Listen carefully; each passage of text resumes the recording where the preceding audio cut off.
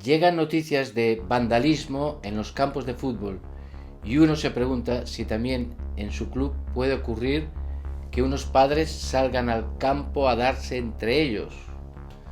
Lamentablemente, lo que se lee y se ve en los medios es de alarma social, pero solo a corto plazo. Pasa el tiempo y las cosas vuelven a su sitio, como si no hubiera ocurrido nada. Pocos se preocupan por evitar que la misma situación desastrosa se vuelva a producir.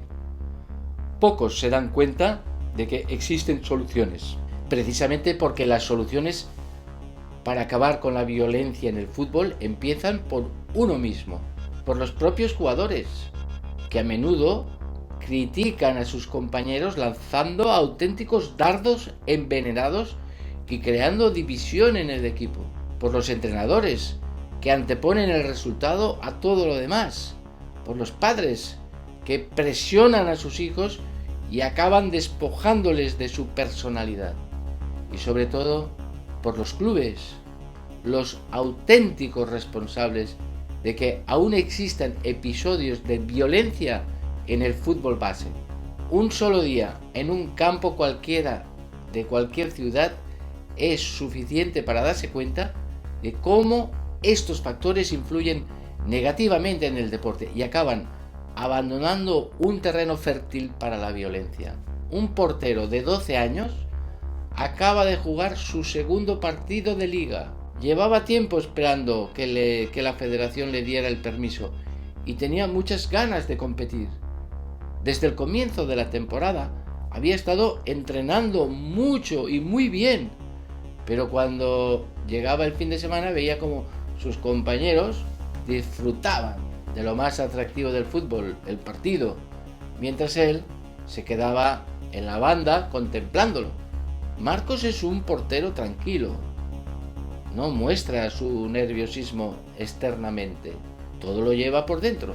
En una falta en contra, organiza la barrera con seguridad y se dispone a detener el lanzamiento del equipo rival. Por desgracia, se coloca mal y el delantero ve claramente que hay un hueco donde puede colocar el balón sin problema. Y así lo hace ante los comentarios de desesperación de los compañeros de Marcos, que ven cómo se les escapa la liga. Al portero se le notan mucho más los errores con respecto al resto de los jugadores. Sus fallos son goles. En cambio, el jugador de campo puede permitirse fallar con más frecuencia.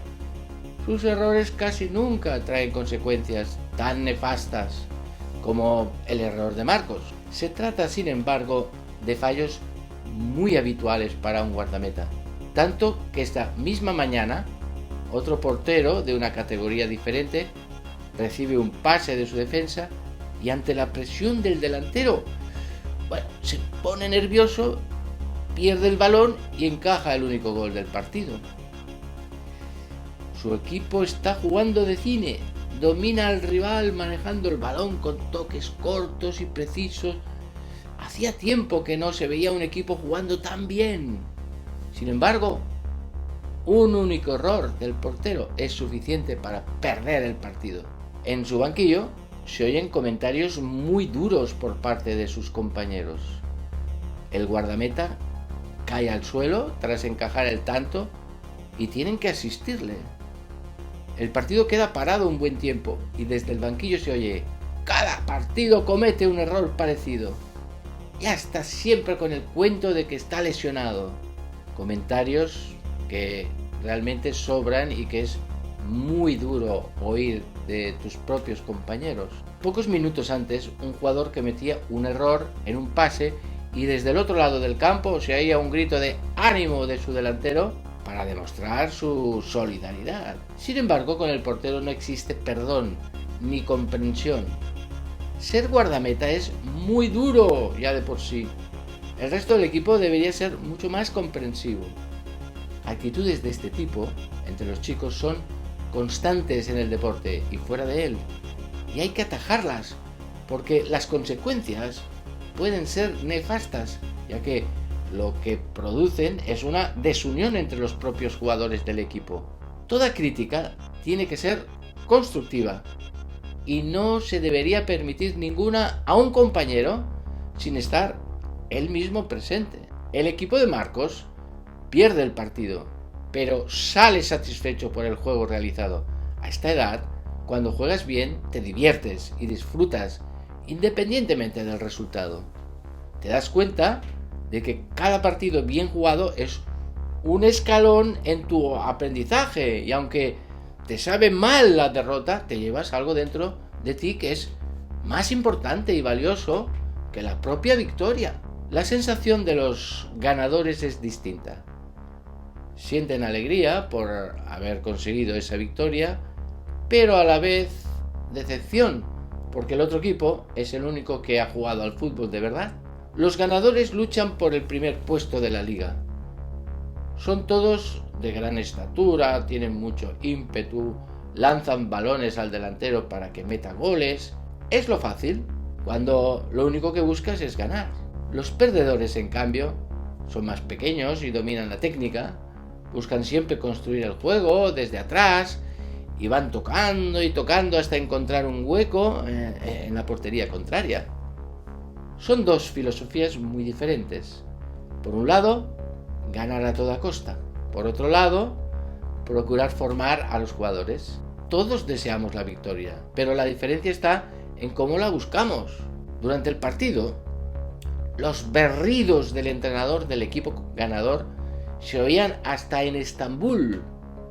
Daba miedo permanecer en el campo porque el míster era tan agresivo y violento que los jugadores muchas veces se bloqueaban. No se le escuchaba ni una sola palabra de ánimo hacia sus futbolistas. Les dirigía mediante amenazas. No perdonaba ni una. Al árbitro lo tenía frito desde el comienzo. Le protestaba todo con una completa falta de respeto. Es un modelo que algunos importantes entrenadores de primer nivel han puesto de moda y que ahora se está imponiendo también en el fútbol formativo. Miles de jóvenes técnicos imitan esta actitud chulesca y despectiva, donde vale y se justifica con tal de conseguir la victoria. En el banquillo los chicos alucinaban y se daban cuenta del ridículo espectáculo de aquella persona que llaman entrenador, mal hablado, gritón y ganador de ligas. Se cree el rey del mambo y da muy mal ejemplo tanto a sus jugadores como a los del equipo contrario. Poco antes de que finalizara la primera parte, el técnico pidió un cambio. El jugador que salió del campo lo hizo llorando. Pero no lloraba por ser sustituido, sino porque estaba harto de oír los comentarios de su padre desde las gradas. Padres, así destrozan el fútbol. En lugar de disfrutar del partido, se dedican a criticar todo lo que hacen sus hijos en el campo, como si esperaran de ellos mucho más. Se equivocan y lo único que consiguen con esta actitud es que abandonen muy pronto el fútbol. La presión que les imponen es tan grande que no hay quien la aguante. Otro partido, otra categoría y otra vez los padres en acción. El padre de Pablo se coloca en una zona del campo estratégica y se dedica durante todo el partido a dirigirle mediante gestos, indicándole dónde tiene que colocarse para recibir correctamente el balón. Más atrás, más rápido, muy bien a la derecha. Pero, ¿quién está jugando? Pablo es una simple marioneta del padre y realmente es este el que está jugando. Poco margen le deja para pensar, para decidir, para equivocarse. ¿Cuántos niños talentosos se quedan en la mediocridad por tener unos padres así?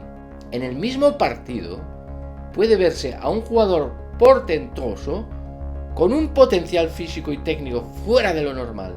Sin embargo, Dani deambula por el campo. Su madre está allí junto a él. No para durante todo el partido de darle consejos. Es su entrenadora personal. El niño corre y pelea, pero no consigue casi ninguno de sus objetivos, pese a ser un jugador excepcional. Está más preocupado de lo que le dice su madre que de lo que le indica el entrenador. Pobre Dani, se le ve hablando en voz baja consigo mismo, rumiando porque no le salen las cosas tal como su madre le pide. Ya sabe lo que le espera en el camino de vuelta. Ella le recordará cada uno de sus errores. Entrenadora, psicóloga, periodista, política, líder de su pobre hijo.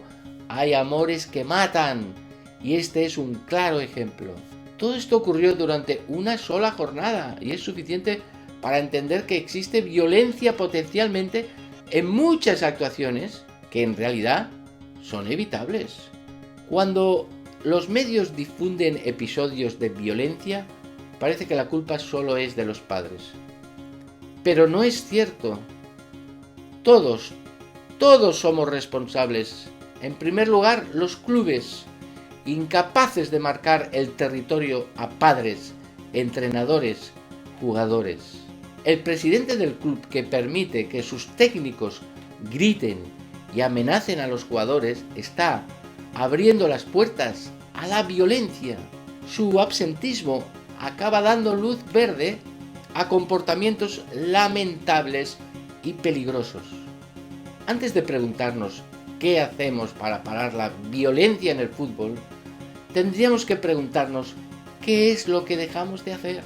La dejadez, la permisividad, la falta de autoridad, la ambición a corto plazo de victorias a toda costa tienen consecuencias muy graves. No actuar ante situaciones y detalles violentos en nuestra propia casa es sembrar la semilla del odio. Esas pequeñas violencias con el tiempo crecen y se convierten en situaciones dramáticas que ya no tienen remedio. Cuando esto ocurre, ya es tarde para echarle la culpa a los padres.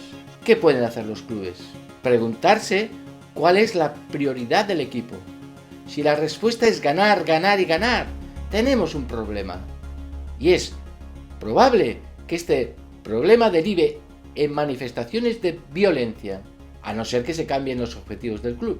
Para eso hace falta valor, hace falta apostar por la formación de los jugadores a través del deporte y no desviarse de esta línea nunca, teniendo en cuenta que los jugadores bien formados a la larga compiten mejor y están mejor preparados para rendir a gran nivel. Marcar a los padres una línea de actuación determinada. El respeto de estas pautas tiene que ser una condición innegociable para poder formar parte de la entidad. Esto no se hace de una vez por todas. Hay que recordar a los padres con frecuencia y paciencia, con pedagogía, cuáles son los valores del club y controlar que esas líneas rojas nunca se sobrepasen. El comportamiento del presidente y de la directiva, su actitud en los partidos, su comprensión, su capacidad de diálogo, todo esto es esencial para ser un auténtico líder y arrastrar a todos en la dirección correcta. Tomar medidas adecuadas para cortar por lo sano cualquier actitud que pueda ser origen de una posible violencia, de tal forma que padres y entrenadores entiendan que esto va en serio y que no se puede bromear con el asunto. No importa lo bien que juegue un niño, y tampoco importa perder una cuota. Si hay que expulsar a alguien, el brazo no tiene que temblar, hay que ser firmes, eso sí, siempre con mucho diálogo y buscando el bien del club. Evitar que se den batallas campales durante un partido de alevines o benjamines es posible. Simplemente hay que actuar antes de que sea demasiado tarde. Todo club puede conseguirlo. Depende únicamente de él.